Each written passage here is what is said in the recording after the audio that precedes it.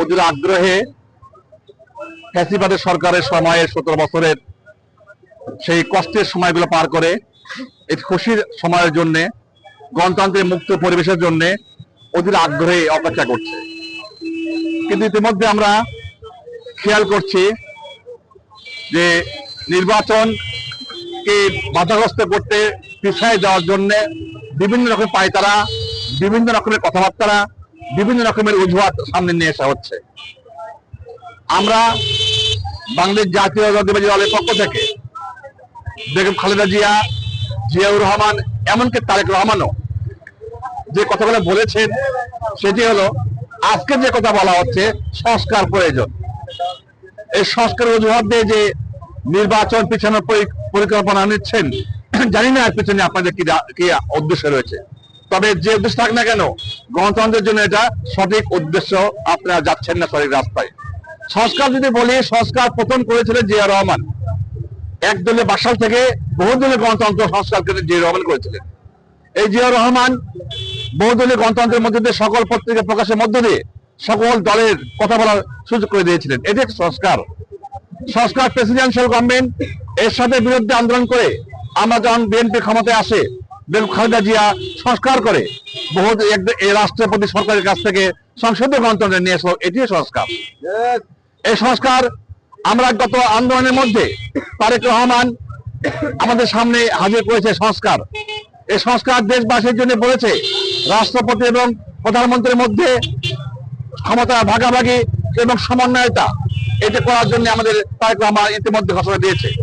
তারেক রহমান নেতৃত্বের মধ্য দিয়ে বাংলাদেশে আপামর জনগণের, কৃষক শ্রমিক থেকে শুরু করে সর্বস্তরের মানুষের ভাগ্যের পরিবর্তনের জন্য, শান্ত সুস্থ একটি রাষ্ট্র পরিচালনার জন্য 31 দফা উনি ঘোষণা করেছেন। এটিও সংস্কার। আজকে সংস্কার সংস্কার সংস্কার কথা বলে এই জনগণের আকাঙ্ক্ষা নষ্ট করে দেওয়া হচ্ছে।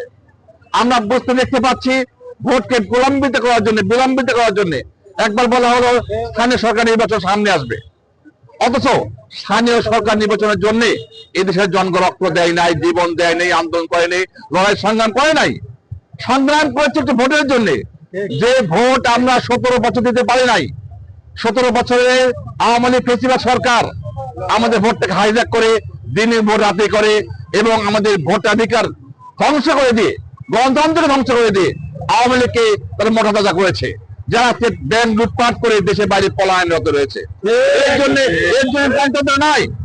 গণতন্ত্র মানে সবাই কথা বলবে, যে কথাগুলো আমাদের নেতৃত্বে বলেন, সবাই থাকবে, সব দল থাকবে, সব দলের মতামত থাকবে, সব দলের কথা শুনতে হবে। কিন্তু আমাদের গত সরকার, ফেসিবাদ আওয়ামী লীগ সরকার, তাদের বিরুদ্ধে কোনো কথা গেলে তারা শুনতে পাইতো না। তারা অন্ধ ছিল, তারা বধির ছিল, চোখে দেখতো না, কানে শুনতো না। তা আমাদের লোকজনকে তারা খুন ফাঁসি দিয়ে বিভিন্ন ভাবে ধ্বংস করেছে, কিন্তু পারে নাই। শেষ অবধি দিন শেষে কিন্তু জয়লাভ করেছে দেশের 17 কোটি মানুষ। আর পলায়ন করেছে কে? শেখ হাসিনা। অথচ এই শেখ হাসিনা আমাদের নেত্রী বেগম খালেদা জিয়ার বিরুদ্ধে মিথ্যা মামলা দিয়ে কারাগারে রেখে তাকে বিনা চিকিৎসায় মৃত্যুর মুখে পতিত করার চেষ্টা করেছে।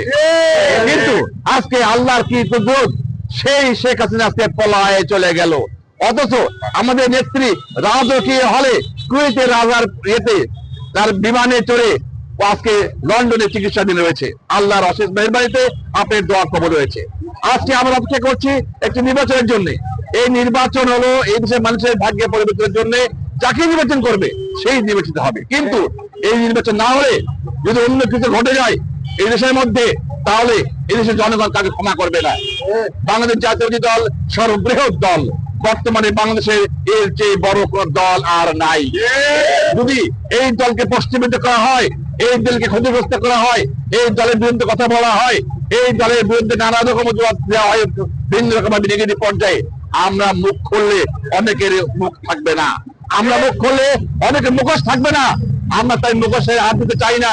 আমরা চাই সম্মিলিত হবে তারেক রহমানের আহ্বানে জাতীয় সরকার গঠন করেছেন, সেই জাতীয় সরকার হবে।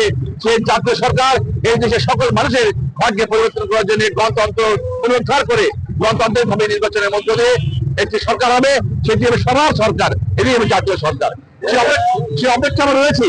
কিন্তু এই সংস্কার অজুহাত দিয়ে আমাদেরকে আজকে বিভিন্ন ভাবে পায়তারা করে সময় নষ্ট করা হচ্ছে।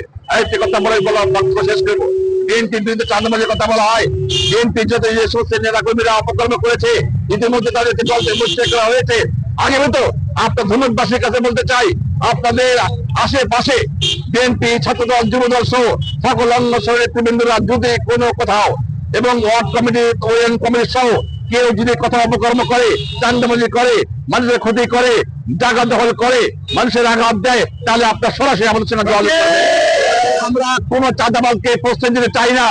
দুই একজন চাঁদাবাজের জন্য গোটা দেশকে, গোটা দলকে, গোটা রাষ্ট্রকে আমি বেঁধে ফেলতে চাই না। গোটা দেশের বদনাম আমরা নিতে চাই না। দুই একজন অন্যায় করলে, দুই একজন যদি চাঁদাবাজি করে, দলতে বহিষ্কার করা হবে। আমরা সেই রাস্তায় হাঁটছি।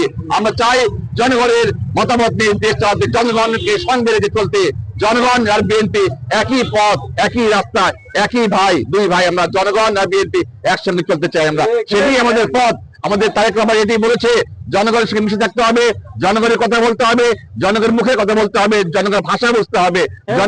জনগণ থেকে বিচ্ছিন্ন হয়ে গেলে তার দল আর টিকে রাখা সম্ভব হবে না। অতএব জনগণ আমাদের শক্তি, এই জনগণের সঙ্গে মিশতে চাই। এই জন্য আমরা আপনাদের পাশে এসেছি। আপনাদের সকল দুঃখ সুখের কথা আমরা জানতে চাই। আপনারা আমাদের কাছে আসবেন, আমরা আপনাদের কাছে আসবো।